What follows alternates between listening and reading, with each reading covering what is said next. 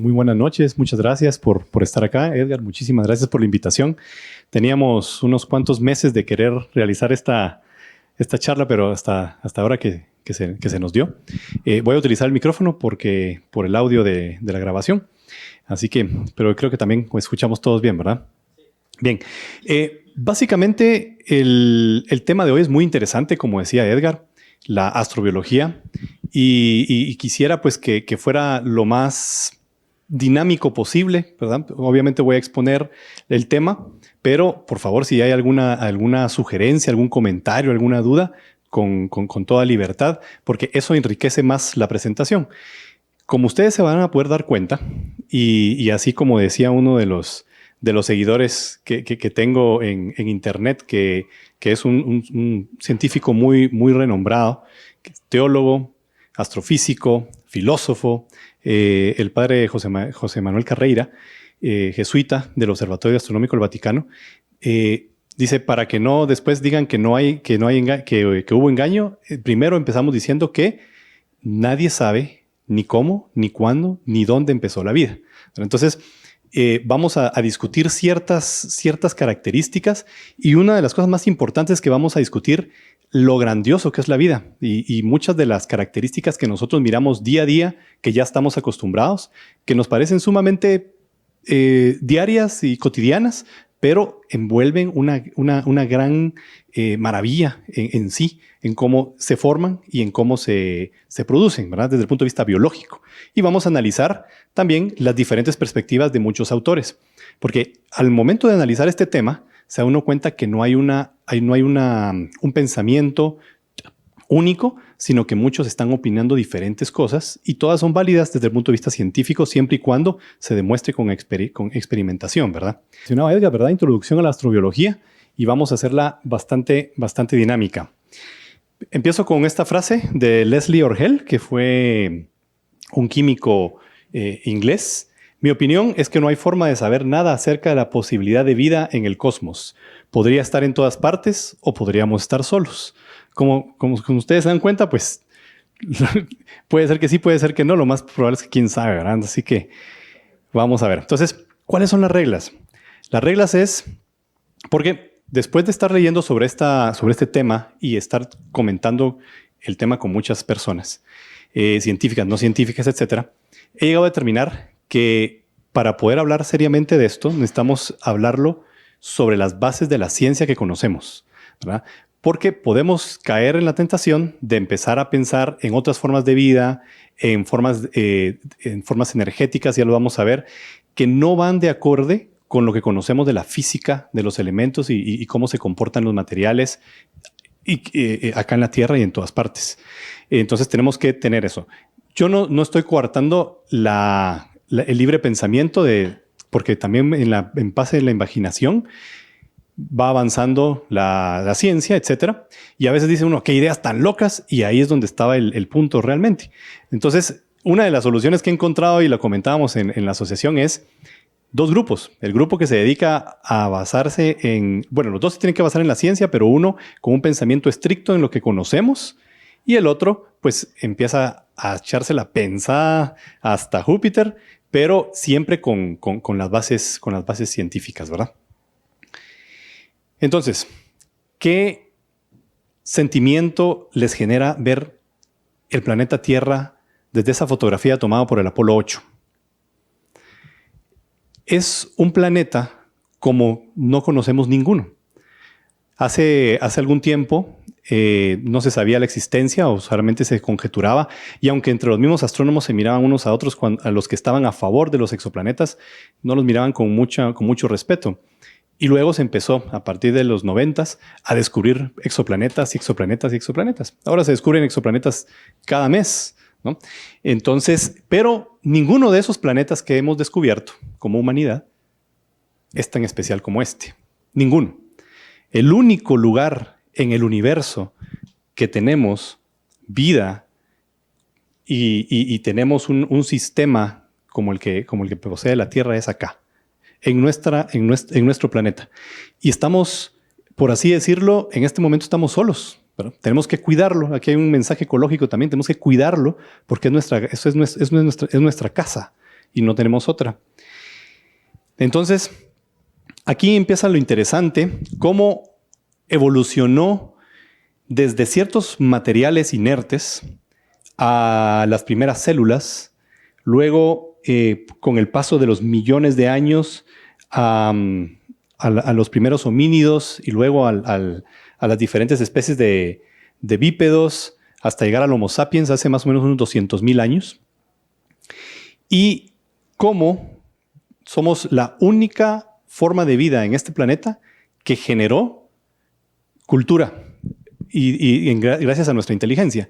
No quiere decir que los demás animales de este planeta no tengan inteligencias. De hecho, son muy inteligentes. Los delfines, los elefantes, y lo vamos a ver. Pero ninguno de ellos ha desarrollado cultura, que va a ser nuestro parámetro de inteligencia relativo, pues, ¿verdad? Pero llegamos a la Luna, tenemos comunicación escrita, que es lo que ha permitido también la evolución de la cultura, y pues el desarrollo de las artes, de las ciencias, etc. Y como les decía, pues la inteligencia está presente en todo el reino animal. Entonces no podemos hablar de que haya o no haya inteligencia, sino que grados de inteligencia, ¿verdad? Nosotros tenemos cierto grado de inteligencia, los delfines tienen cierto grado de inteligencia, los otros primates tienen grado de inteligencia, y también los diferentes tamaños cerebrales, que no es lo que hace la diferencia entre nosotros y las otras especies, porque de hecho el delfín tiene más conexiones y tiene un cerebro más grande que el nuestro, pero no ha desarrollado ningún tipo de cultura, por así decirlo, aunque sí desarrolla comunicación con nosotros, y algunos primates han desarrollado comunicación, incluso de entender palabras y poderse comunicar de esa forma. Pues nosotros le decimos unas palabras y ellos hacen las acciones. Así que quisiera empezar primero, muy importante, e invitar a Edgar para que nos lea un artículo que él publicó que me pareció muy interesante, que se llama Vida en el Universo, y lo vamos a utilizar de base. Edgar, por favor. El artículo dice así, precisamente tratando de investigar sobre astrobiología. Por miles de años, los seres humanos nos hemos preguntado si estamos solos en el universo o si existen seres vivos en otros planetas. Ahora la ciencia ha organizado una rama específica para su estudio que se denomina astrobiología. Es parte de la astronomía, que se dedica al estudio del origen, evolución y fin de la vida en el universo. Lo que siempre he querido estudiar, lo que siempre he querido saber desde un punto de vista totalmente científico, no de cuentos ni películas de Hollywood. La parte de la ciencia que enfrenta la interrogante de si existe vida más allá de la Tierra y cómo podemos detectarla es la astrobiología. Para esto hace uso de muchas otras disciplinas como la física, la química, la astronomía, la astrofísica, la biología molecular, la ecología, las ciencias planetarias y la geología. La astrobiología estudia biosferas que puedan ser diferentes de la Tierra, la interpretación de los datos científicos, estudia hipótesis que se ajustan firmemente a las teorías científicas existentes, a diferencia de creencias y mitos que uno tiene sobre los extraterrestres, influenciados por la televisión y el cine, y la ciencia se basa en datos duros que se han recogido de misiones espaciales, de grandes radiotelescopios y de telescopios ópticos. Se sabe que en el espacio interestelar hay nubes moleculares, compuestos orgánicos y moléculas complejas, pero no se sabe cómo esas moléculas han progresado para transformarse en vida. Para ello es necesario enfocarse en el estudio de las interacciones de los asteroides con el agua, el carbono, el misterio de la formación de la vida a partir del material inorgánico, la habitabilidad de otros planetas y la búsqueda de biofirmas en el espacio exterior. La química de la vida tuvo que haber comenzado después del Big Bang, hace unos 13.800 millones de años, puesto que al inicio no había más que energía. Entonces nos preguntamos, ¿qué procesos se llevaron a cabo para generar la vida? ¿Es cierta la teoría de la panspermia? La vida microscópica fue distribuida por los cometas, por asteroides y por otros cuerpos en el sistema solar. Sucedió lo mismo en otras partes del universo. Según una investigación publicada en agosto de 2015, las galaxias más grandes pueden ser más propicias para la creación y desarrollo de planetas habitables que las galaxias más pequeñas, como la Vía Láctea. Sin embargo, la Tierra es el único lugar que conocemos por ser humanos que contiene vida y pertenece a la Vía Láctea, la cual prueba que no tenemos buenos supuestos, porque se supone que en las galaxias más pequeñas no debería haber vida, y aquí estamos. Incluso las estimaciones de zonas habitables alrededor de otras estrellas, conocidas como zonas ricitos de oro, junto con el descubrimiento de cientos de planetas extrasolares y nuevos conocimientos sobre hábitats extremos aquí en la Tierra, y los efectos de las mareas gravitacionales sugieren que puede haber más lugares habitables en el universo de lo que se considera como posibles hasta hace poco. Los estudios en el planeta Marte, llevados a cabo por los robots Curiosity, Opportunity, Spirit, han encontrado evidencias de que existió agua en gran abundancia, la cual pudo dar paso a vida antigua y en el pasado del planeta rojo. Sin embargo, debemos estar preparados para el otro lado de la moneda. Si se encuentra vida, lo que decía el doctor de la NASA, ¿estamos preparados para tal descubrimiento y sus derivaciones? Al responder a las preguntas, ¿qué es la vida? ¿Cómo surgió en la Tierra? ¿Cómo evolucionó y se desarrolló? Quizá pasemos atropellando antiguas creencias y fundamentos. Diferentes instituciones se moverán en sus cimientos y eso traerá cambios profundos. Muchas gracias.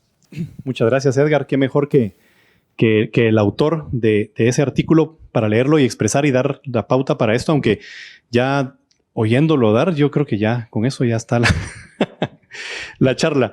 Bueno, aquí hay unos puntos importantes que mencionó Edgar en su artículo. Por miles de años nos hemos preguntado si estamos solos en el universo y lo seguimos haciendo. Y es una pregunta fundamental que nos hacemos todos, porque esto tendría implicaciones muy grandes para saber, para nuestro conocimiento y, como bien decía Edgar, pues en el conocimiento de la humanidad y de las instituciones. La astrobiología estudia el origen, la evolución y futuro de la vida en el universo. Solamente nos tenemos que basar en un ejemplo, el único ejemplo. Y es muy, muy difícil extrapolar y hacer una matemática y una estadística de un solo ejemplo, ¿verdad? Que somos nosotros, pero es lo que tenemos. Entonces tenemos que hacer nuestro mejor esfuerzo. Estudia hipótesis que se ajustan firmemente a teorías científicas existentes y la ciencia se basa en datos duros, ¿verdad? Eso es importante decirlo. Aunque algunas personas no quisieran verlo así, pero así es, ¿no? Y es lo único que nos ha permitido, tal vez no es la mejor no tiene ningún tipo de error, sino que es el mejor método que hemos tenido para poder ir avanzando en la salud y en toda la tecnología. En el espacio interestelar hay nubes moleculares, compuestos orgánicos y moléculas complejas. No se sabe cómo se han progresado para transformarse en vida. Y si se encuentra vida, estaremos preparados para tal descubrimiento y sus derivaciones. Esto traerá cambios profundos. Esto es lo que, resaltando el artículo de Edgar. ¿Qué piensan ustedes? ¿Traerá cambios profundos realmente si encontramos? Y hay que hacer una distinción entre vida inteligente y solamente vida, porque el encontrar una espora o una bacteria ya es un descubrimiento enorme. No digamos un ser multicelular pensante que pueda comunicarse en cierta forma. Entonces, ¿qué sabemos hasta el momento del universo y de la vida en la actualidad? ¿Qué datos creen ustedes que es importante que la humanidad en este momento, en el siglo XXI, sabemos que no sabíamos hace poco y ya comprendemos del universo? Que hay agua. Perfecto. Eso es una. Sabemos que ya no solamente hay agua en el planeta Tierra. Eso antes era solamente una suposición. Ahora sabemos que hay agua. Está congelada o está en forma de gas, pero sí, pero hay agua, pues. Eso es un descubrimiento muy importante que antes no sabíamos si en el espacio existían los materiales que forman la vida. Ahora sabemos que por lo menos los bloques o por lo menos los ingredientes que forman los bloques esenciales de la vida están en el espacio. Ese es un descubrimiento muy profundo porque nos da una idea de cómo es que se pudiera saber. Entonces, yo acá les puse algunas. Por ejemplo, sabemos que el universo tuvo un principio. Antes no se sabía. Ahora sabemos con una exactitud de más o menos un 10% de error, más o menos 10% de error, que el universo tiene 13.700 millones de años de existir, ¿verdad? Tenemos certeza con esa exactitud. Sabemos que existen galaxias. Hasta eso fue a mediados del siglo pasado. No sabíamos que existían galaxias, aparte que la nuestra. Creíamos que eran unas nebulosas y luego se vieron que eran galaxias enteras, complejos de conjuntos de miles de millones de estrellas que son diferentes a las nuestras, ¿verdad? Y que hay un espacio intergaláctico y aparte nosotros estamos viviendo en una galaxia, en la Vía Láctea, que forma parte de un conjunto, de un supercúmulo de miles de galaxias, ¿no? Sabemos cómo nacen y mueren las estrellas. Antes no sabíamos. Sabemos que son reacciones nucleares. Sabemos que son que ahí se producen que se producen ahí todos los elementos por nucleosíntesis. Ya lo vamos a ver. Sabemos por qué brillan las estrellas.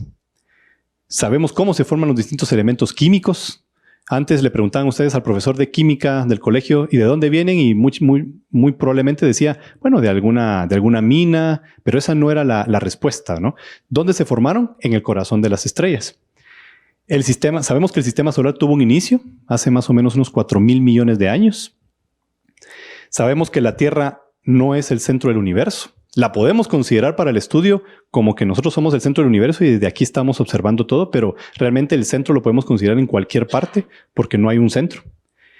Y existen planetas girando en torno a otras estrellas. También eso, a partir de la década de los 90, sabemos que eso es así. Sabemos que hay agua en otras partes del universo. Sabemos que hay moléculas complejas en el espacio. Tenemos los primeros rastros de vida, más o menos en el planeta Tierra se calcula que más o menos entre 300 a 380 mil años se inició ya la vida, o sea que inició muy poco tiempo después de que el planeta Tierra se formó. Cuando hubo la oportunidad y se enfrió el planeta, en ese momento, casi inmediatamente en términos astronómicos, empezó la vida. Es algo interesante ver que la vida se inició tan rápido en el planeta Tierra. Conocemos la estructura del ADN y ARN. Hasta hace poco no sabíamos. En el siglo pasado se determinó todo el genoma humano. Sabemos las instrucciones que forman a cada uno de nosotros. Pasamos miles de años sin saber cómo funcionaba nuestro organismo en lo más profundo y seguimos investigando. Conocemos el código genético, que vamos a hablar de todo eso. Y entonces, algo importante también es cómo conocemos nosotros el universo. Los astrónomos, tanto profesionales como los aficionados, nos valemos de la luz. Y la luz, también, no se sabía, trae información. Y eso es muy importante, porque nadie ha ido a tomar una cucharita de alguna estrella o de otro astro lejano y analizar el material. Pero sabemos que las estrellas están formadas por las mismas moléculas y los mismos átomos que estamos formados aquí. Hidrógeno, helio, silicio, hierro. Es exactamente lo mismo acá. Y miramos en los confines del universo y encontramos la misma cantidad y las mismas características de los elementos. Y eso lo sabemos gracias a la universalidad de las leyes de la física. Y eso es un parteaguas en la física. Saber que el electrón se comporta exactamente aquí en Guatemala, como en Inglaterra, como en China, como en Marte y como en la otra parte de la galaxia, eso nos permite hacer conjeturas y hacer predicciones. Por ejemplo, acá lo que estamos viendo es el espectro solar, y la luz trae una señal, ¿cómo se le llama? Una huella, gracias, una huella digital, para cada uno de los elementos, ¿no? Entonces nosotros sabemos que dependiendo de este espectro, nosotros sabemos si tiene hidrógeno, si tiene helio o cualquier otro elemento. Entonces, las constantes y las leyes son independientes del espacio y del tiempo, ¿verdad? Entonces, eso es muy importante saberlo. Hay unas 20 constantes más o menos, ¿verdad? La carga del electrón, la masa que ellos tienen, la velocidad de la luz, son constantes. Y eso es así en todo el universo. Y hacen del universo un lugar sencillo de estudio y hacen florecer la ciencia. O sea, es muy importante la universalidad de las leyes físicas. Y acá hay una frase de Neil deGrasse Tyson que dice: después de las leyes de la física, lo demás, todo lo demás es pura opinión. Se empiezan a producir los elementos más sencillos, como lo es el hidrógeno y el helio. El hidrógeno con un protón y un electrón en su órbita, y se crea pues el elemento más abundante del universo, que es el hidrógeno. Luego, con el paso del tiempo, por la acción de la gravedad en estas nubes, se empieza a aglomerar y hay más masa de hidrógeno, y por la misma fricción que va creando y la misma presión y la gravedad juntando aún más masa, entonces en el centro se empiezan a obtener temperaturas muy grandes, hasta de 15 millones de grados. En ese momento, las reacciones nucleares, que es formar o juntar dos átomos de hidrógeno para formar helio, empiezan las reacciones nucleares y es como se forma una estrella. Entonces aquí miramos el hidrógeno con el único electrón y el protón, y al momento pues, de unirse con el paso del tiempo y por efecto de la gravedad, pues se crean las estrellas, ¿no? Entonces, lo importante es que esto va muy bien con el modelo del Big Bang, que hace match con la cantidad de hidrógeno que vemos en el universo y con la cantidad que esperábamos que se hubiera formado, la cantidad de helio y la cantidad de otros elementos que se han formado en las estrellas. Y de acá, en el centro de las estrellas, primero del hidrógeno se forma el helio, después se sigue formando todos los elementos de la tabla periódica, hasta en ciertas estrellas, dependiendo de su masa, que son estrellas mucho más grandes que el Sol, llegan a formar hierro, ¿verdad? Y es el elemento más pesado que pueden formar en las estrellas. Después, los demás elementos de la tabla periódica se forman cuando la estrella explota en una supernova, y se forman todos los demás elementos. ¿Por qué es eso? Todas las reacciones que se dan hasta formar el hierro son exotérmicas, eso quiere decir liberan energía. Esos son pues termodinámicamente viables. Pero después, todas las reacciones que se dan después para formar los demás elementos serían endotérmicas, quiere decir que consumen energía, por lo tanto no son viables y la estrella se consumiría. Por lo tanto, solamente llega a formar hierro. Entonces, ahí podemos observar diferentes estrellas. Entre ellas vemos diferentes colores, diferentes tamaños, ¿verdad? Y los astrónomos se han dado a la tarea de clasificarlas. Y para eso existe el famoso diagrama de Hertzsprung-Russell, que básicamente se cataloga a las estrellas desde O, B, A, F, G, K, M por su temperatura y por su masa. La secuencia principal que se encuentra en esta línea sombreada es más o menos donde las estrellas están estables entre la quema de combustible y la gravedad, y pasan ahí cierta cantidad de tiempo de su vida, mientras que se convierten en alguna de las estrellas que están, por ejemplo, en una gigante roja, etcétera, como le pasará al Sol. Nuestra estrella está en la secuencia principal, lleva algún tiempo ahí, pero en algún momento pues empezará a formarse como una gigante roja. ¿Por qué es importante saber esto? Estrellas F, G y K son las más probables en donde podamos encontrar vida en planetas que la puedan acompañar.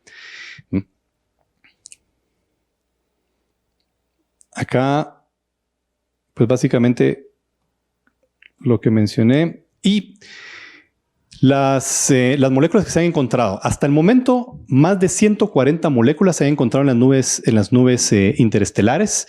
Entre ellos, principalmente gliceraldehído, un alcohol, y la glicina, que es un aminoácido. Eso es muy importante. Y ya vamos a hablar de los aminoácidos. Todo esto es como parte de la introducción antes de hablar de la biología en sí. Otra frase de John Griffin, es un astrónomo profesional, dice: las razones por las que estamos aquí forman una cadena tan inverosímil que la posibilidad de que alguna otra civilización tecnológica exista en la Vía Láctea es remotísima. Estamos solos y lo mejor es que nos hagamos a la idea, ¿verdad? Como les digo, acá lo que quiero presentarles es diferentes posiciones de estas personas. Bien, acá vamos a hacer un ejercicio. Tal vez lo importante no son los números, sino que lo importante es el método, la metodología que tenemos que seguir y tener presente para saber que la vida tiene ciertos límites y esto se va a ir reduciendo dependiendo de las características tanto de la galaxia como de las estrellas como de los planetas. Entonces, por ejemplo, en la literatura que se consultó, con algunos astrónomos manejan, aquí miramos una cantidad de estrellas. Este es del telescopio espacial Hubble, el espacio profundo del Hubble. Acá miramos cada puntito en sí es una galaxia. Hay algunas estrellas ahí, pero la mayoría son galaxias.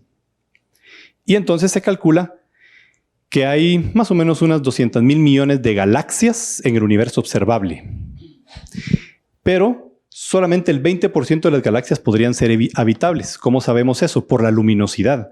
Eso nos da una idea de la cantidad de la población estelar que tienen las galaxias.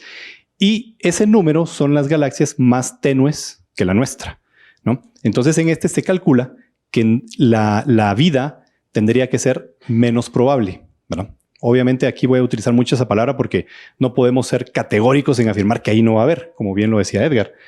Entonces, el 20% de las galaxias podrían ser habitables, lo cual nos da una cantidad de 40,000 millones de galaxias. Bien, dentro de esas galaxias está la nuestra, la Vía Láctea, que aquí la podemos observar con una foto del volcán de fuego. Y debemos de saber que las galaxias tienen una estructura de un bulbo central, tienen del núcleo de un bulbo y tienen un disco grueso y un disco delgado. La estructura de la galaxia, así como también las distancias hacia el centro, son determinantes para poder definir la zona de habitabilidad galáctica, ¿verdad? Porque no es lo mismo que nuestro Sol estuviera acá a que estemos más o menos a unos 27,000 años luz del centro galáctico, ¿verdad? O si estuviéramos en la periferia de la galaxia. Ya vamos a ver por qué. Las galaxias que están más hacia el centro, las estrellas que están más hacia el centro de la galaxia tienen más metales, hay más metalicidad, lo cual no es tan bueno para la vida. Hay más gas, pero también hay más radiación. Y hay mucha más interacción entre las estrellas, con lo cual las órbitas de los planetas que podrían contener no se podrían mantener. Entonces, como tenemos tanto espacio para poder investigar, tenemos que ser muy objetivos e ir definiendo para ser más exitosos en el encuentro, si es que vamos a encontrar vida y si nos vamos a aventurar en eso. Entonces, en el centro de la galaxia es muy probable que no sea un buen lugar para buscarlo. Si nos alejamos, hay menos metales, hay menos gas y hay estrellas un poco más jóvenes, pero por esas mismas condiciones tampoco es un lugar muy bueno para buscar vida. La vida se consigue más o menos en la mitad de la galaxia, donde tenemos una metalicidad, o por lo menos cuando se formó el sistema solar había una metalicidad adecuada para que se formaran estrellas con planetas rocosos. Entonces vemos que nuestro Sol está más o menos a 27,000 años luz del centro de la galaxia y se encuentra en la periferia de este brazo. No se encuentra en el centro, se encuentra en la periferia. Y las estrellas tienen un movimiento que también van hacia arriba y hacia abajo de la galaxia. Entonces, a veces cruzamos el plano galáctico, a veces estamos por abajo. Obviamente esto dura miles de años, pero eso también determina ciertos eventos que hemos visto en la Tierra de extinciones masivas. Por ejemplo, lo han estado tratando de ver si hay una correlación y al parecer puede haberla. Entonces, ¿cuáles son los riesgos de estar aquí? Básicamente hay mucha radiación, hay un agujero negro en el centro, la cantidad de estrellas que también no van a permitir que se formen los planetas con órbitas bastante circulares como las que tenemos en nuestro sistema solar. Entonces, la zona de habitabilidad galáctica, por lo menos en nuestra galaxia, es esta zona verde que más o menos va de los 23,000 años luz a los 29,000 años luz. Nosotros estamos a los 27,000 años luz, ¿no? Teóricamente. Entonces, estamos en una posición privilegiada galácticamente para que se pudiera buscar. Entonces, dentro de la galaxia tenemos que buscar vida en esta parte. No aquí, no aquí, sino que en este anillo verde de la zona de habitabilidad galáctica. Entonces, acá podemos observar la masa de los elementos, lo que les hablaba de la metalicidad. El elemento más abundante, que va con la teoría del Big Bang, es el hidrógeno. Luego le sigue el helio, el oxígeno, el carbono, el león, el hierro. Y si podemos observar, el carbono es bastante importante en cuanto a la cantidad de carbono que hay en el universo y en comparación con el silicio. Y ya lo vamos a ver por qué. Hay muchas teorías de que pueden ser muy parecidos. Y esta es la abundancia de elementos en la corteza terrestre. Uno diría, bueno, el planeta Tierra está cubierto por agua principalmente. No se debería llamar planeta Tierra, sino que realmente planeta agua, porque tenemos más agua que tierra, aparentemente. Pero si ustedes se dan cuenta que es el H2O, la cantidad de hidrógeno en la Tierra es casi nula, ¿no? Porque si ustedes observan, el grosor de los mares es una capita muy pequeña a comparación de la corteza, ¿no? Que básicamente de sílice y de oxígeno que está formado el planeta, ¿no? Y eso también nos da en qué pensar sobre las diferentes teorías y la base química de la vida. Entonces, de las 1.000 millones de estrellas, más o menos, que se le han calculado, y esto ha ido cambiando, algunos dicen un poquito menos, un poquito más, como les digo, los números no importa tanto como el ejercicio, pero de las 1.000 millones de estrellas de la Vía Láctea que se calcula que tiene ahora, el 10% de las estrellas se encuentran en la zona habitable galáctica. O sea que si hacemos esto y quitamos esa cantidad, solamente 100 millones de estrellas son viables dentro de la zona de la galáctica. Pero dentro de esa zona también tenemos que empezar a quitar las estrellas que son más abundantes en nuestra galaxia, que son las enanas rojas. Las enanas rojas principalmente no son muy buenas candidatas para tener planetas girando. Se han encontrado, por supuesto, pero los planetas tienen que girar muy cerca de la estrella. La estrella es bastante activa, por lo tanto la radiación que le está llegando a los planetas es muy, muy grande. Y entonces no las hace teóricamente un lugar muy, muy propicio para la vida, ¿no? A comparación de estrellas como la nuestra, G. Entonces, estrellas en la zona de habitabilidad son más o menos 100 millones. Es el 75% de las estrellas son enanas rojas. 75% de estrellas de ese anillo. Por lo tanto, aproximadamente solo el 25% de las estrellas de las galaxias pueden ser habitables de la nuestra. Eso nos da 25 millones de estrellas. Pero esas estrellas, la mayoría de los sistemas estelares son binarios o tienen 3 o 4 estrellas, lo cual tampoco haría muy probable órbitas estables de los planetas. Lo más seguro es de que nosotros encontremos planetas estables con estrellas que están solas. Y eso es difícil de encontrar. Nuestra estrella es bastante peculiar en muchos aspectos. Otro aspecto que es muy peculiar del Sol es que comparando estrellas que son muy parecidas al Sol en cuanto a masa y temperatura, nuestra estrella es bastante tiene poca actividad a comparación de las otras. Entonces eso también permite la vida en el planeta Tierra. Y el sistema solar tiene característicamente órbitas elípticas, pero muy, muy estables y tirando a la circunferencia, cosa que no se mira en otros sistemas estelares. Y eso es también muy determinante para poder pensar en vida. Entonces, de las estrellas que teníamos en la zona de habitabilidad galáctica, que llevamos 25 millones, el 70% de estas son sistemas múltiples. Por lo tanto, aproximadamente solo el 30% de las estrellas están formadas por una sola estrella. Eso nos da solamente 7.500.000 estrellas ya en nuestra galaxia para poder buscar. Eso significa el 0.75% de las estrellas de la galaxia, de la Vía Láctea. Y además se calcula que de esas 7.500.000 estrellas, como le digo, estos son cálculos, solamente una de cada 5 estrellas tiene un planeta similar. Se calcula que hay un planeta similar a la Tierra. Por lo tanto, llegamos al número de 1.500.000 estrellas, que realmente es muy poco, que es el 0.15% de las estrellas de nuestra galaxia, ¿no? Con eso estamos reduciendo el lugar donde podemos encontrar vida en nuestra galaxia. Entonces, John Rivin de nuevo. En nuestro caso, es posible que la civilización haya nacido justo en el momento previo a que la Tierra deje de ser un lugar cómodo para la vida. ¿Y eso por qué? La Tierra, como bien lo sabe Mario, por el libro que hemos estado leyendo, tiene mucha variabilidad climática. Realmente el tiempo que le ha tomado a la civilización humana desarrollarse es un tiempo que probablemente está entre dos espacios de cambios muy, muy severos, entre glaciaciones y temperaturas muy altas. No sabemos, seguramente eso va a cambiar. A nosotros nos parece una eternidad. Llevamos 200,000 años como Homo sapiens y un poquito más como bípedos, pero ese tiempo es muy, muy corto astronómicamente. Entonces, ¿cuáles son los últimos avances de los 10 años pasados sobre la vida?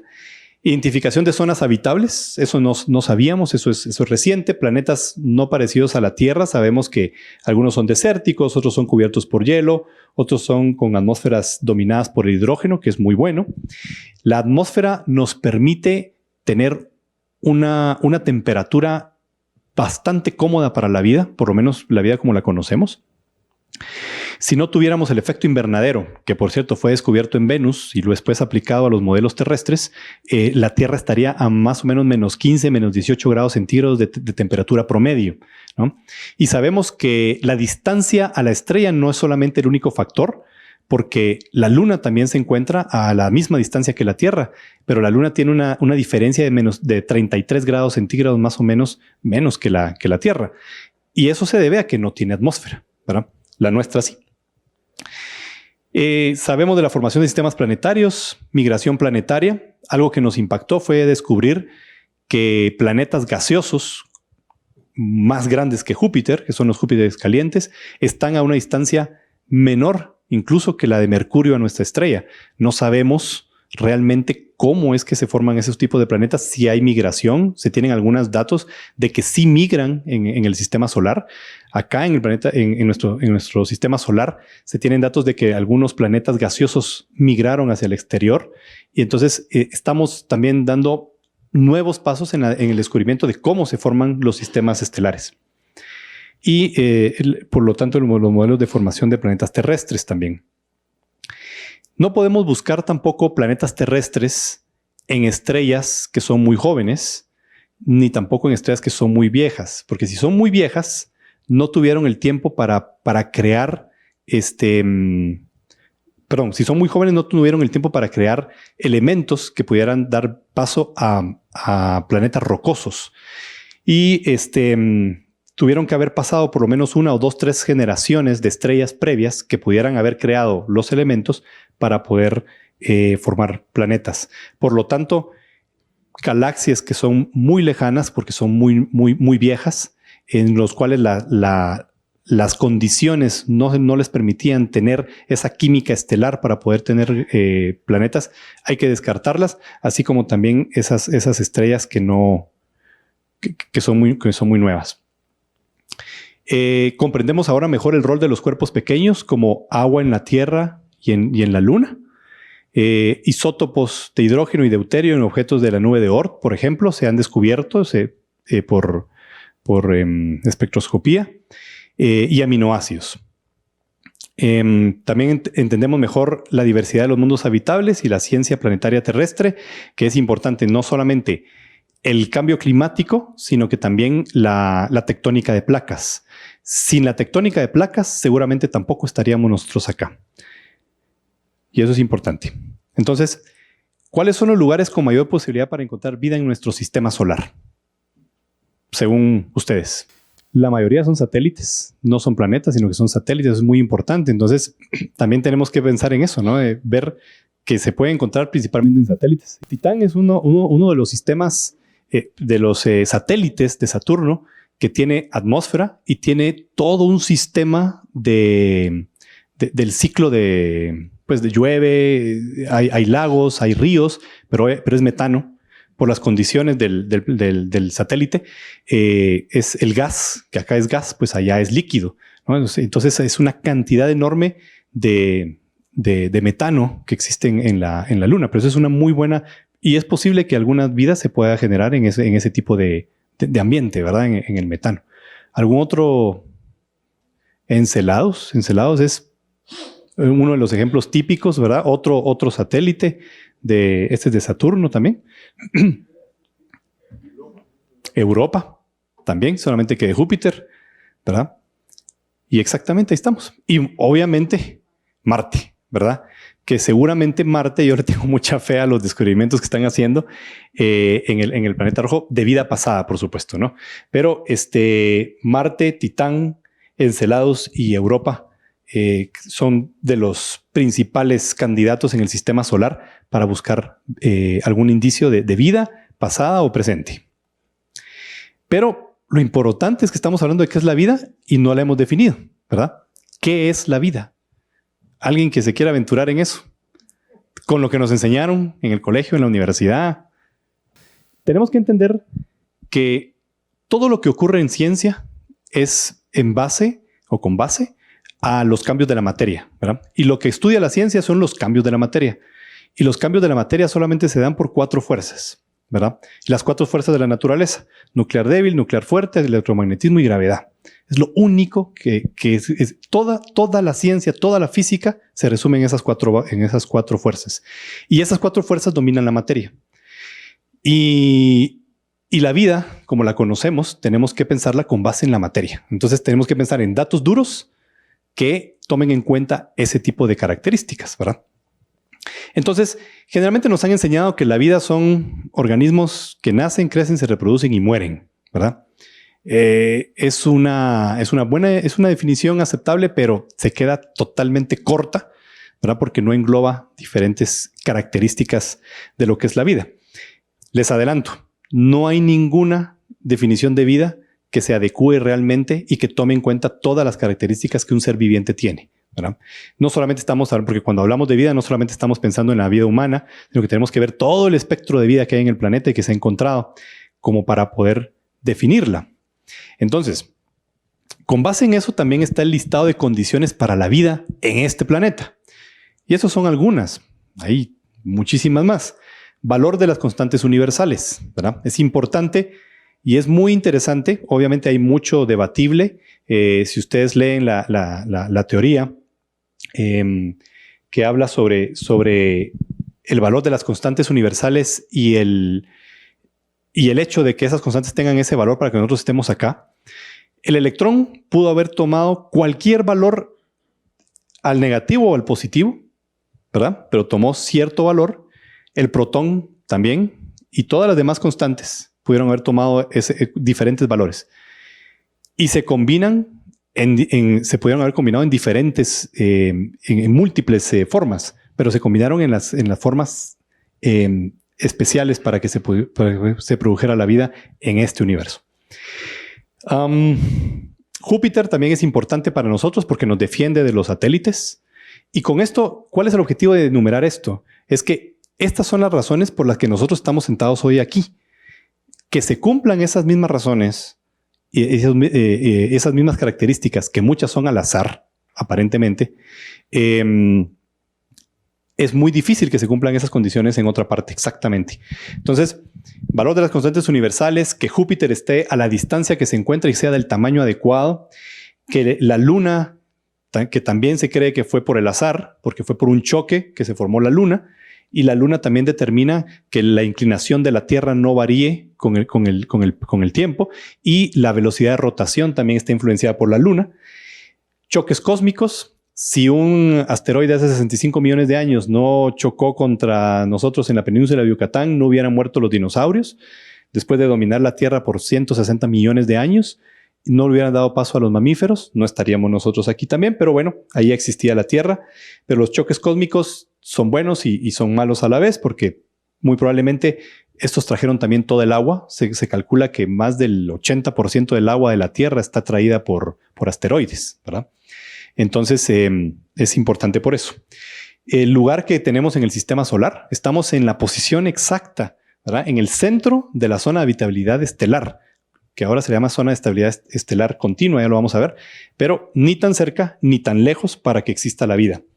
El lugar en la galaxia, como ya lo vimos, la órbita circular también del Sol a la galaxia, porque eso también es determinante. Y el agua con sus peculiares características.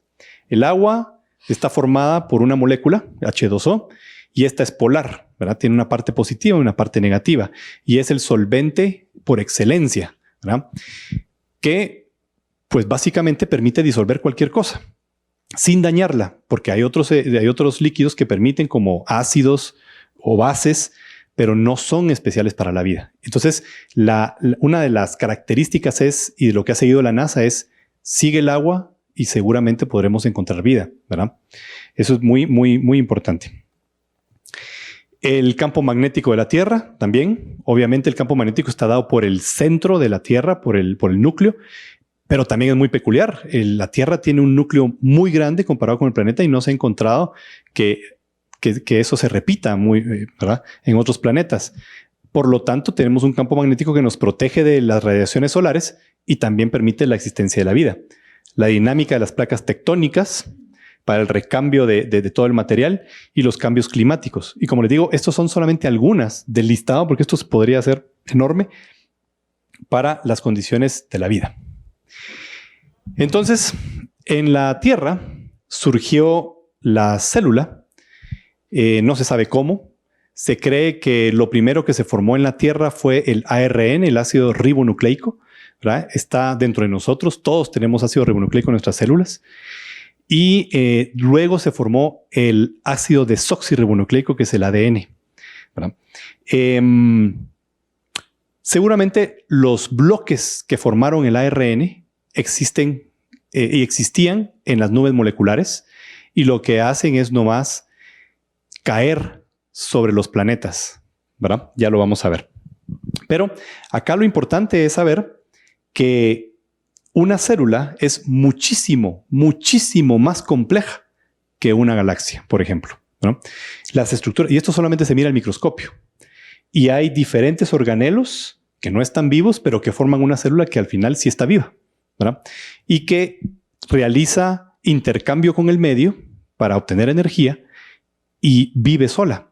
Nadie está consciente de que su corazón está latiendo, de que sus neuronas están funcionando, de que su sangre está corriendo, de que los eritrocitos están funcionando. Nadie los manejamos. Están funcionando solos y se replican y se autorreparan y se multiplican.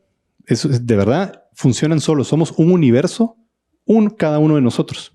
Entonces, estas células, generalmente se piensa que se han hecho experimentos en donde en líquido se pueden formar ciertas micelas o ciertos compartimientos que al final después formaron estas células, y se fueron introduciendo ciertas moléculas y ciertos elementos dentro de ella que le permitió evolucionar. Entonces aquí podemos observar este tipo de...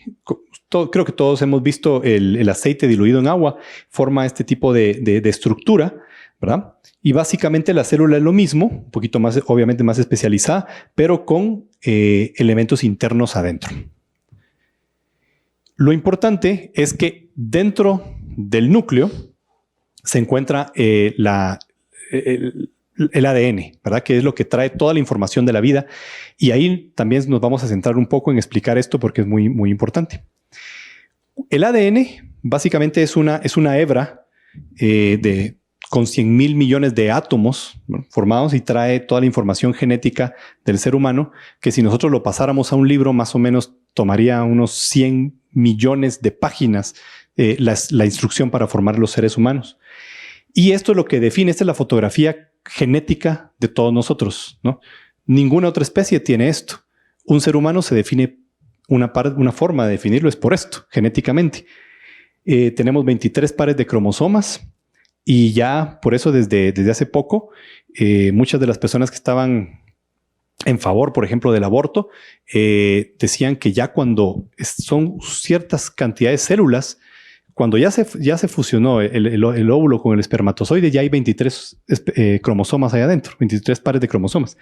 Y genéticamente ya es un ser humano, ¿verdad? Porque no hay otra especie que tenga esta genética. Todas las demás especies tienen diferentes cantidades de cromosomas. Entonces, podemos observar que aquí, cuando la célula se va a dividir, el ADN se condensa en estas estructuras que llamamos cromosomas, ¿verdad? Y acá, pues, como ustedes saben, nos define si es hombre o mujer, XX o XY, si es masculino. Y entonces el ARN está formado, el ADN, perdón, está formado por esta célula, por esta cantidad de átomos y tiene cierto código que está dado por la citosina, la guanina, la adenina y la timina, que son bases moleculares, nosotros le llamamos así, y básicamente es lo que nos da el código genético. Ya lo vamos a ver. Pero eso es muy, muy importante saberlo. Y acá es donde digo que la ciencia y que la realidad es más fascinante que la ciencia ficción, porque estamos hablando de una molécula que se autorreplica, que se repara a sí misma y que pasa la información de generación en generación entre célula y célula y entre organismo y organismo. Y nadie sabe cómo surgió. Algunos dicen que surgió al azar, pero han hecho cálculos estadísticos y es impresionante saber que no se pudo haber formado al azar. Y con eso no estamos diciendo y estamos entrando en el campo de por así decirlo, sin ofender a nadie, pues en la parte de la creación divina, sino que están tomando teorías de que estas moléculas pudieron haber venido de otro lado, ¿verdad? Ya formadas o por lo menos ya en evolución y que han caído en el planeta Tierra a través de la teoría de la panspermia. Porque se calcula que el tiempo que lleva el planeta, que más o menos son unos 4.000 millones de años, no tuvo tiempo para que se desarrollara una molécula tan especial como el ADN, ¿verdad? Tal vez ya venía formada de otra parte, o el ARN en su defecto. El número total de átomos que existen en el universo es de 1 por 10 a la 90. Eso quiere decir un 1 seguido de 90 ceros. Esa es la cantidad de átomos que hay en el universo observable. Estadísticos han hecho sus cálculos y matemáticos y han calculado que para que el ADN se haya formado de forma espontánea o al azar, por así decirlo, solamente en el planeta, sin que no haya venido de otro lado, es de una probabilidad en 1 por 10 a la 125. O sea, es un 1 seguido de, imagínense la cantidad de átomos en el universo a la 90 y esta la probabilidad de 1 a la 125. Y que dentro de ella se haya formado el código genético, la probabilidad es de 1 dividido un 1 seguido de 12 millones de ceros. La verdad es que estamos frente a uno de los misterios más grandes y que está dentro de nosotros. Entonces, los aminoácidos que se han encontrado en las nubes moleculares y que nos forman a nosotros, y aquí viene lo interesante también, solamente hay 21 aminoácidos, 21, que son, imagínenselo como ladrillos, 21 ladrillos, que forman todo lo vivo en este planeta.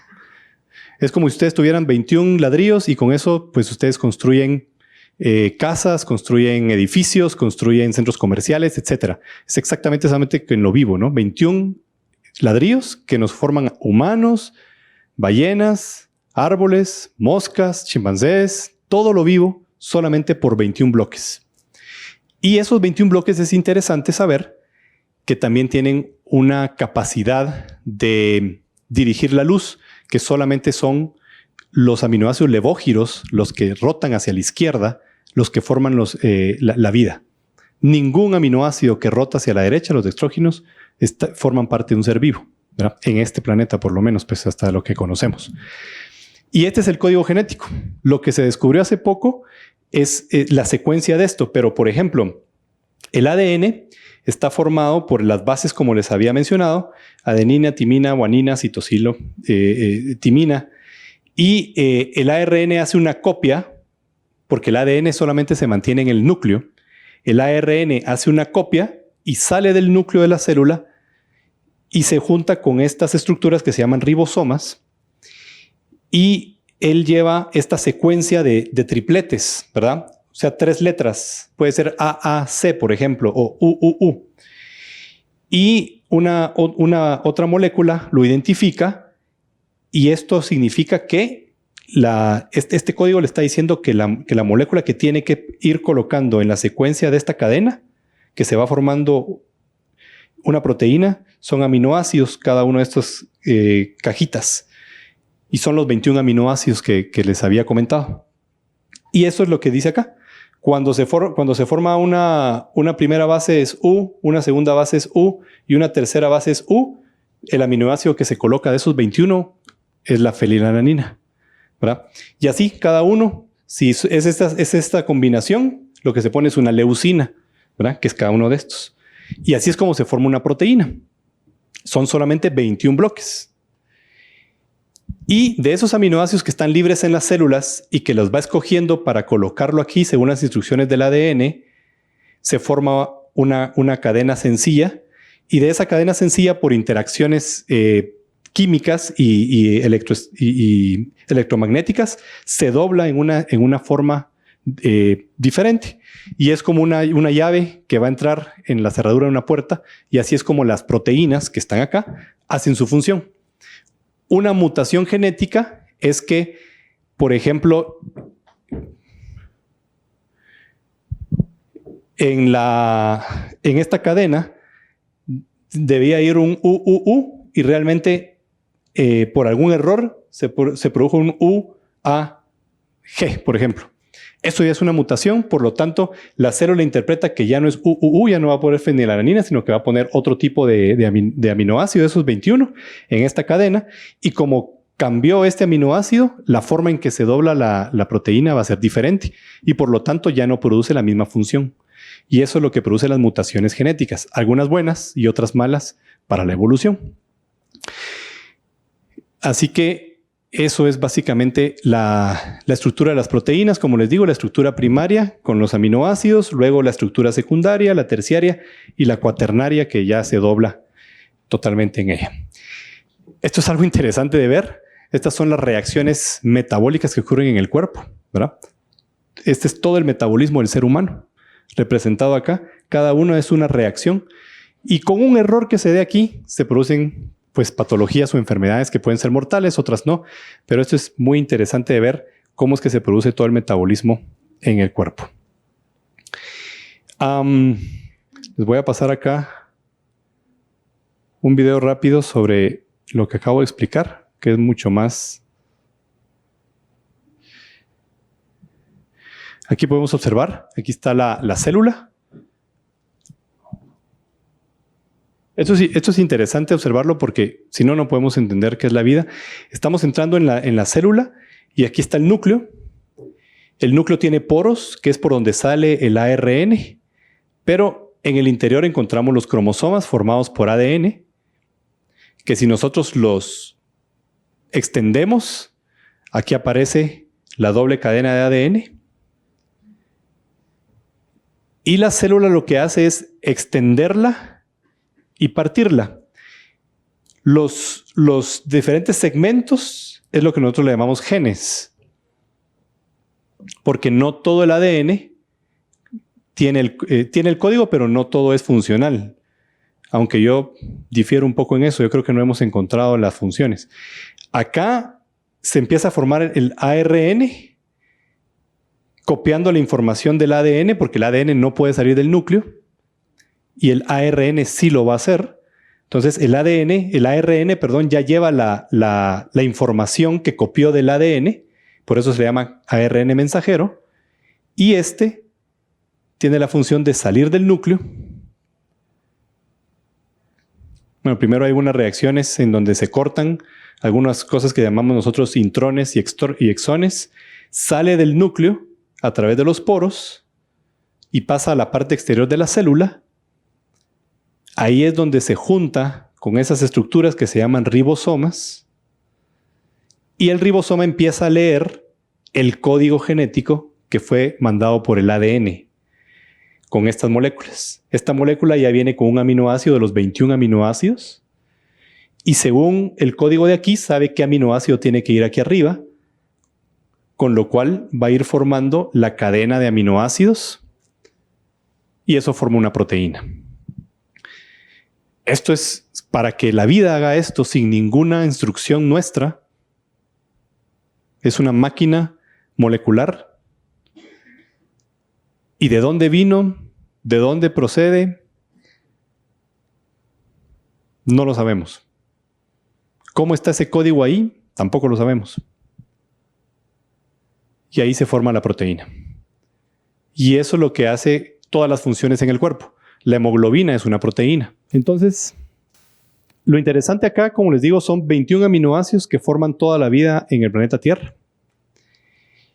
Y esto también nos da una idea y una pista de que todos venimos también de un ancestro común. Uno, sabemos que todos los aminoácidos son levógiros, o sea, giran hacia la izquierda. Por lo tanto, todos venimos también de ese ancestro común que empezó de esa forma. Y la hemoglobina y la clorofila, por ejemplo, la única diferencia entre nuestra sangre, en la hemoglobina, y la clorofila de las plantas es que en el centro, pues, nosotros tenemos un átomo de hierro y ellas tienen un átomo de magnesio. Entonces, ahí hay una relación directa, porque nosotros decimos el ser humano y el universo, o el ser humano y la naturaleza, somos parte de lo mismo. Además, me gusta mucho una frase que decía Carl Sagan, que el ser humano, el cerebro humano o el ser humano es la parte consciente del universo tratándose de entender a sí mismo. Bueno, nosotros miramos el universo y decimos, wow, pero nosotros somos eso el universo tratándose de entender a sí mismo, porque somos la parte consciente del universo, la materia que tomó vida y está tratando de entenderse a sí misma. Es una forma muy interesante de verlo. ¿Qué sucedió? El experimento de Urey Miller en Chicago hace más o menos unos 50 años. Lo que hicieron fue decir, bueno, simulemos la atmósfera de la Tierra primitiva, amoníaco, reacciones, agua, vapor, temperatura y electricidad. Y pongamos acá los electrodos para que esté la electricidad y con todo el material que nosotros tenemos. Pasaron algunos días y se empezó a formar una materia como una brea en la pared de los instrumentos. Y luego al analizarlo, de los componentes inertes se había formado componentes orgánicos. No quiere decir que tengan vida, ¿no? O sea, solamente son parte de la química del carbono. Pero se formaron aminoácidos, se formaron azúcares. Entonces, esa fue la primera prueba de que de elementos inertes podemos formar moléculas complejas, ¿verdad? Ahora bien, ¿cómo se forman esas moléculas complejas después y toman vida? Eso es lo interesante. Y nadie ha podido. Nosotros sabemos de qué elementos está compuesta la vida, pero si nosotros lo metemos todos en un contenedor, podemos esperar millones de años y eso no va a tomar vida. Y algunos dicen, es que no le hemos puesto la cantidad necesaria de elementos. Perfecto. Deshagan un huevito de gallina y pónganlo. Y a ver si después de batirlo se forma la vida. Tampoco, ¿verdad? Y eso es lo que yo les decía de algunas cosas tan rutinarias que tenemos y tan maravillosas. ¿Cómo es que el huevo de gallina, ¿verdad?, que básicamente es una gelatina con un núcleo, poniendo la temperatura adecuada unos cuantos días después, se forma un ser viviente, ¿verdad? Es de una gelatina que se forma un ser viviente. Y sin que nadie lo esté creando, se empieza a formar el sistema respiratorio, el sistema circulatorio, el cerebro. Y todo eso sucede sin nuestra acción. Había una de las historias que cuenta el padre Carreira había una de esas historietas de ciencia ficción en donde los marcianos querían construir una nueva universidad en su civilización, en Marte. Y lo que hacían era colocar una esfera, como el tamaño de una pelota de básquetbol, la enterraban, le echaban agua y una semana después crecía una universidad con las puertas, los balcones, los salones, los laboratorios, las ventanas. Todo se venía a partir de esa esfera. Y aquí es para hacer el símil, ¿verdad? Un pollito, que se forme un pollito de ese huevo, es muchísimo más complejo que formar una universidad de ese tipo, ¿verdad? Y pasa frente a nuestros ojos todos los días, ¿verdad? Entonces eso es interesante de saber cómo la vida se produce y se evoluciona. Otro punto importante, antes de pasar ya a las definiciones de qué es la vida, después de lo que hemos visto, es no toda evolución lleva a inteligencia, ¿verdad? Los dinosaurios pasaron 160 millones de años en este planeta y no desarrollaron nuestra definición arbitraria de inteligencia. Cultura, ciencia, no lo hicieron. Nosotros llevamos 200,000 años y hemos llegado a la Luna, hemos mandado sondas a los bordes del sistema solar. Y entonces no quiere decir que la evolución todo conlleve a la inteligencia, ¿verdad? Entonces eso también es muy importante. Entonces, para definir lo que realmente es un ser viviente, tendríamos que encontrar unos extraterrestres. Es la opinión de Mark Bedeo. Y no deja de tener razón, ¿verdad? Porque para poder comparar qué es la vida, necesitamos otra muestra aparte de la nuestra. Entonces, la NASA tiene un documento que es el NASA Astrobiology Strategy del 2015. Y acá subrayé que es importante. Dice, por lo menos como conocimiento que nosotros tenemos, un ejemplo independiente de vida, la probabilidad de determinar, without at least a second known independent example of life is a probability not possible to determine with great certainty. Life. Sí, al final no sabemos si las características de la vida son universales, ¿verdad? Y se necesita atributos de la vida para poderla definir. Y entonces, ¿cuáles son esos atributos? Pues básicamente que la vida tiene que tomar... La vida es un sistema en desequilibrio, ¿no? Si la vida entra en equilibrio, está muerta. Por eso es que cuando una persona fallece o cuando un organismo vivo fallece, se pone frío, porque al final toma la temperatura ambiente. O sea que la vida siempre está en desequilibrio. El equilibrio es muerte, ¿verdad? La vida está en desequilibrio. Segundo, la vida consiste en interacciones de estos elementos covalentes, de estas moléculas, como estos átomos que nos forman, ¿verdad? Nitrógeno, oxígeno, fósforo y sodio. Y la vida requiere un solvente también, básicamente el agua, ¿verdad? Algunos dicen que la vida tiene que estar basada en el silicio y que puede formar igual cantidad de moléculas igual que el carbono. Eso no es cierto. El carbono forma inmensidad de moléculas, por lo tanto, y es mucho más abundante que el silicio. Por lo tanto, es más fácil pensar en una vida basada en el carbono que en el silicio. Además, el carbono cuando se combina con el agua forma dióxido de carbono y esto es reutilizable. Mientras que si el silicio se combina por ejemplo, con el agua, forma cuarzo, ¿verdad? Entonces, o con el oxígeno, perdón, forma cuarzo. Entonces, eso es inerte. Es muy difícil pensar que el silicio se puede formar vida. Por lo tanto, básicamente lo tenemos del carbono. Bueno, aquí básicamente solamente para llegar a la definición de vida, que esta es la definición de vida de la NASA desde 1994. La vida es un sistema químico autosostenible capaz de experimentar una evolución darwiniana, ¿no? Y esa es la vida, ¿verdad? Siempre se encuentra en desequilibrio con el medio ambiente. Es muy importante saber eso. Capaz de transmitir herencia, es otra característica. Extrae energía del ambiente, con lo cual crea sus procesos internos. Tiene necesidad de un solvente. Toda vida tiene necesidad de un solvente, y en este caso es el agua. Y también tiene necesidad de un ambiente aislado. En este caso, tiene que tener ese aislamiento con el medio, ¿no? Que es la célula. Entonces, aquí está la diferencia. Como yo les decía, los sólidos no pueden formar estructuras vivientes. Los gases tampoco, ¿verdad? Porque no tienen estructura. Lo único que nos queda son en los líquidos con una estructura aislada, ¿verdad? Entonces, ya aquí ya tenemos varios fundamentos científicos para decir en dónde podemos buscar la vida, y que tiene que estar basada en el carbono y tiene que estar basada en el agua. Si no encontramos esos elementos, la probabilidad de encontrar vida es muy poca. Bueno.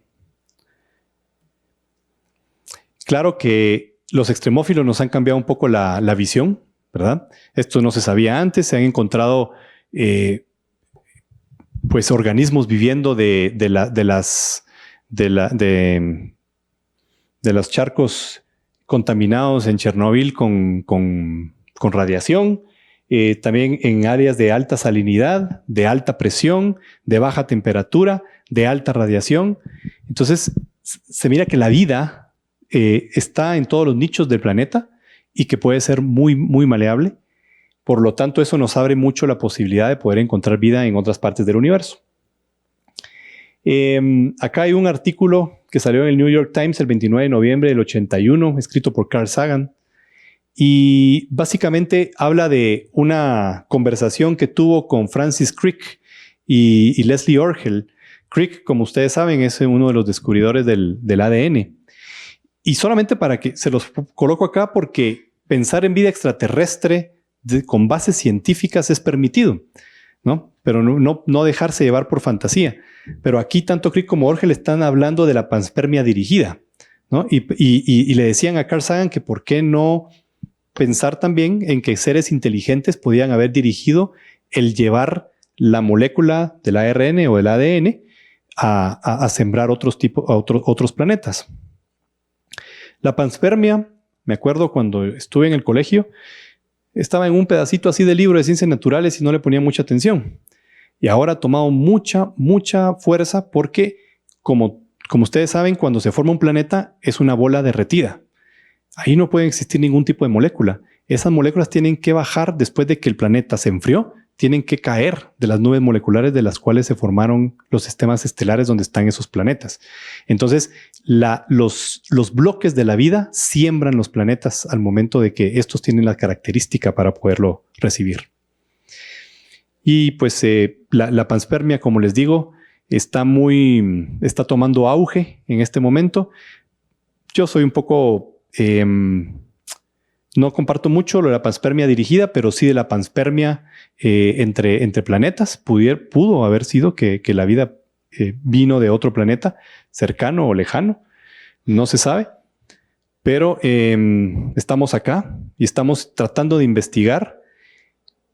El ser humano es el único ser viviente de este planeta que se pregunta por qué estamos aquí y le interesa su origen, ¿verdad? Que es un rasgo de la inteligencia que ha desarrollado a través de los años. Entonces, después de esto, pues yo espero que el ver esta imagen les produzca sentimientos diferentes a como se los produjo al inicio, de saber lo especial que somos en el universo, la vida tan maravillosa y tan fantástica en cuanto a mecanismos moleculares se refiere, y que no la hemos encontrado en ningún otro planeta ni en ningún otro sistema solar hasta el momento, ¿verdad? Y mucho menos vida inteligente, ¿verdad? Eso ya es otro tema, ¿no? Encontrar vida capaz de comunicarse es otro tema. ¿Por qué? Porque las estrellas tienen una cierta cantidad de tiempo de vida. Por ejemplo, el planeta Tierra solamente tiene un límite de 6,000 millones de años para haber producido la vida. 4,000 millones de años que lleva, y 2,000 más que puede tener vida porque en ese tiempo el Sol va a crecer, va a hincharse, la zona de habitabilidad se va a correr. Por lo tanto, por eso se llama zona de habitabilidad continua, porque las estrellas también van creciendo y esa zona de habitabilidad se va alejando. Se cree que más o menos en 2,000 millones de años el planeta Tierra va a tener las condiciones extremas del planeta Venus. O sea, ya no va a ser posible la vida acá. Por lo tanto, el límite para este tipo de estrellas son 6,000 millones de años para que se desarrolle la vida. En otras estrellas, que son 1.5 veces más grandes que el planeta, que nuestra estrella, agotan y salen de la secuencia principal del Hertzsprung-Russell en más o menos 2,000 millones de años. O sea, no le da tiempo a los planetas que acompañan a ese tipo de estrellas a haber formado vida, ¿verdad? Obviamente esto es debatible, como les digo, porque si la panspermia es posible, seguramente la vida se puede desarrollar en menos cantidad de tiempo si las condiciones son óptimas en cada uno de los planetas donde se siembra. Bueno, pues muchísimas gracias por la atención.